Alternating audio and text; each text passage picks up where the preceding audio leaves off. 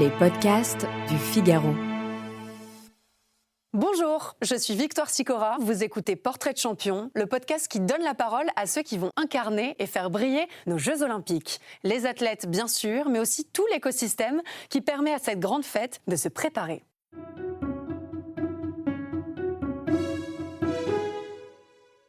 Mon portrait de champion est une championne, une vraie, une athlète, mais aussi une championne du quotidien, née avec un cancer de l'œil. Elle a fait de cet handicap une force et une raison supplémentaire de se dépasser. Kinésithérapeute, elle est aussi paratriathlète française depuis avril 2022, une femme au destin incroyable. Cette femme, c'est Héloïse Courvoisier. Merci beaucoup d'être avec nous. On est ravis de vous avoir. Vous êtes née avec ce qu'on appelle un rétinoblastome. C'est un cancer de l'œil.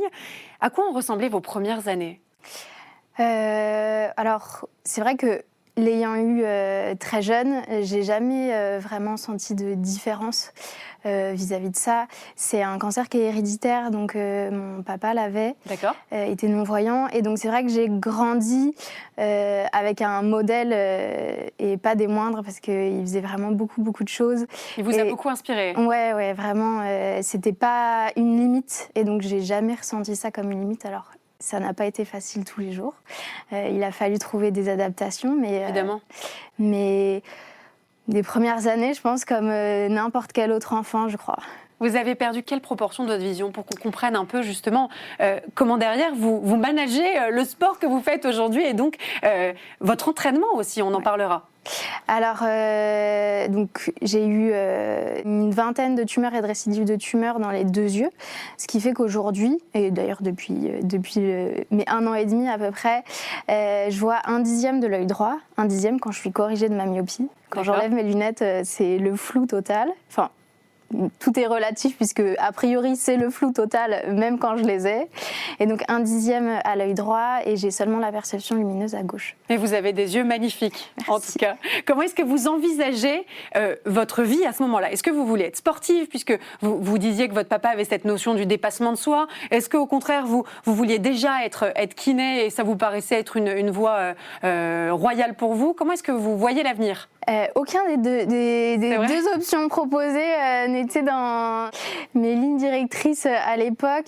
Alors, sportive, j'ai pas toujours été très sportive. C'était pas du plaisir au début, hein ? Ah non, on m'a même punie à l'école primaire avec du sport, donc c'est pour dire.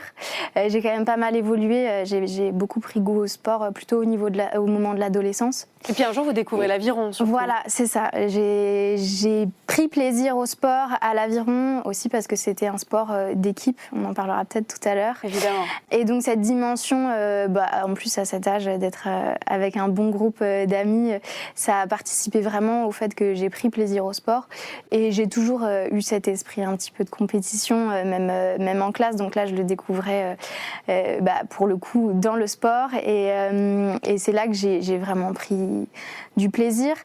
Et après, pour le plan professionnel, qui n'est pas vraiment, en fait, disons que c'est la voie toute tracée quand on est déficient visuel. Moi, j'ai fait toute ma scolarité en intégration, donc dans une école ordinaire, avec quelques adaptations, mais l'idée de me retrouver dans le milieu du handicap, puisque j'ai fait mes études dans une école spécialisée, c'était pas forcément quelque chose qui m'attirait. Au contraire, ça faisait plutôt un petit peu peur de me retrouver.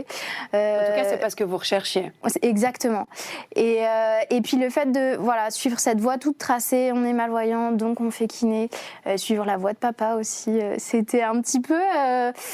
C'était trop contradictoire pour moi de suivre les lignes toutes tracées. Et puis il y a quand même des rencontres qui changent la vie. Ouais. En 2020, votre compagnon Thibaut Rigaudot vous offre un tandem.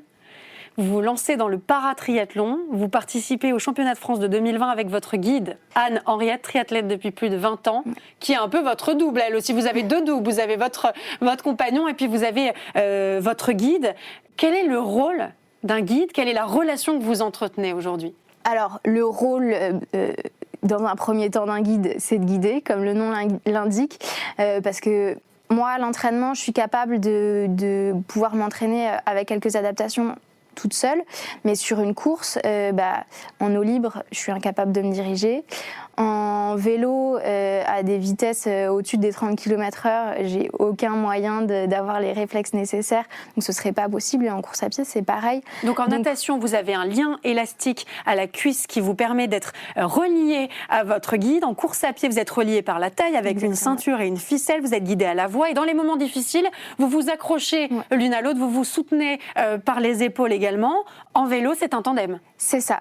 Donc tout ce travail-là, c'est pas juste sur le temps de la course, parce que c'est beaucoup de confiance qu'on doit construire au fur et à mesure, et on passe beaucoup de temps l'une avec l'autre.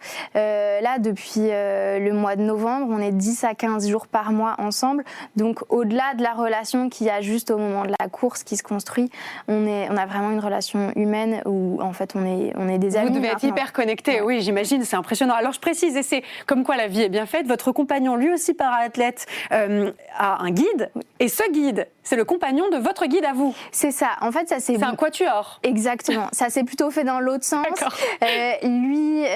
Eux préparaient les Jeux de Tokyo, et en fait on s'est rencontrés avec Anne un jour où je suivais Thibaut pour son entraînement avec son guide, et en fait on s'est tout de suite bien entendu, et de là est parti le projet de nous tenter l'expérience du triathlon sans forcément avoir les ambitions qu'on a aujourd'hui. Et puis en fait parlons de ces ambitions justement, puisqu'en 2021 vous vous engagez pour de bon, vous décrochez une 4e place en Coupe du Monde, ça s'enchaîne bien puisqu'en 2022 vous êtes sélectionné pour les championnats d'Europe. Premier podium, 3e place, c'est hyper encourageant à ce moment-là, et vous vous mettez dans la dynamique des Jeux. Alors comment ça se passe justement les phases de sélection? Parce qu'on sait que selon les fédérations, selon les disciplines, c'est toujours extrêmement compliqué et c'est très variable aussi. Oui, alors c'est vrai que nous c'est une période assez longue. On me dit souvent « Ah mais c'est tard la sélection » parce que notre sélection elle sera officialisée le 10 juillet.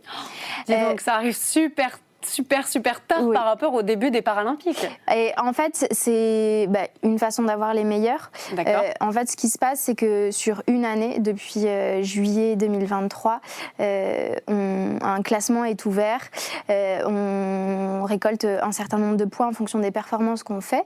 Et à l'issue de ce classement qui se terminera, qui se clôturera fin juin cette année, il faudra être dans les 9 meilleurs mondiales de notre catégorie. D'accord. Et à l'issue de ça, la Fédération française de triathlon pourra ou non nous sélectionner.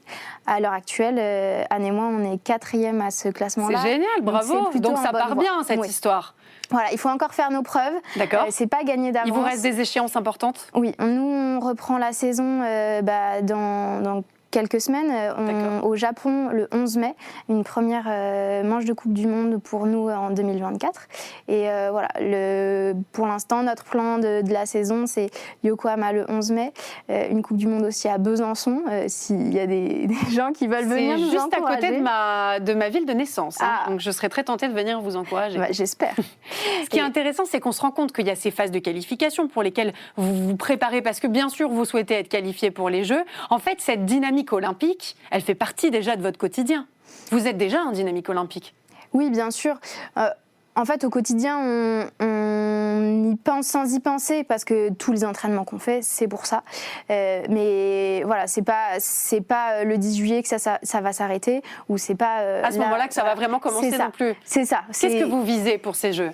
Alors, c'est toujours difficile comme question. Voilà, c'est difficile. Déjà, quand on regarde un petit peu l'historique, une sélection, c'est déjà un gros objectif en soi, puisqu'il n'y a pas si longtemps que ça me paraissait impossible. Donc déjà, être sélectionné, voilà, première grande étape. C'est une grande étape qui n'est pas encore gagnée, donc faut pas mettre la charrue avant les bœufs, on va dire. Mais voilà, après moi, mon esprit de compétition forcément me pousse à aller chercher un petit peu plus. Pour être raisonnable, un top 5, ce serait déjà incroyable.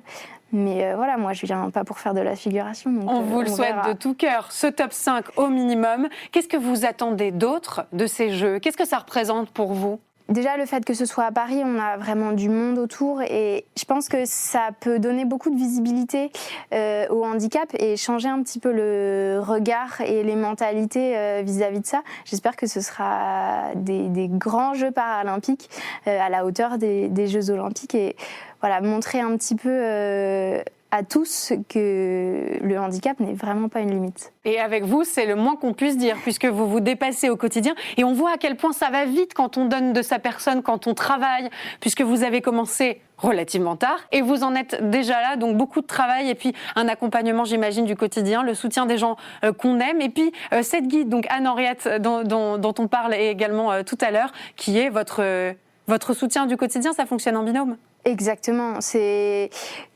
essentiel de bien s'entendre et d'avancer ensemble avec les mêmes objectifs. Bon, on croise très fort les doigts pour vous et on prie déjà pour cette qualification bien sûr et ensuite on n'a pas d'inquiétude pour cette 5e place que vous visez. Merci beaucoup d'avoir écouté ce podcast. Vous pouvez nous retrouver sur Figaro Radio, le site internet du Figaro, Spotify, Apple Podcast et toutes vos plateformes préférées. Si vous avez aimé cet épisode, n'hésitez pas à nous mettre 5 étoiles et à nous laisser un commentaire. À bientôt pour un nouveau portrait de champion.